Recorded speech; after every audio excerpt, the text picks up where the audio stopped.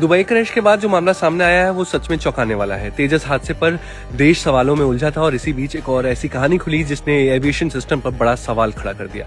Air India का पूरा Boeing 737-200 13 साल तक कोलकाता एयरपोर्ट पर खड़ा रहा और कंपनी को खुद नहीं पता था कि यह फ्लाइट उनकी है। ये कहानी शुरू होती है तब जब कोलकाता एयरपोर्ट ने अचानक कहा कि भाई इस पुराने जहाज को हटाइए।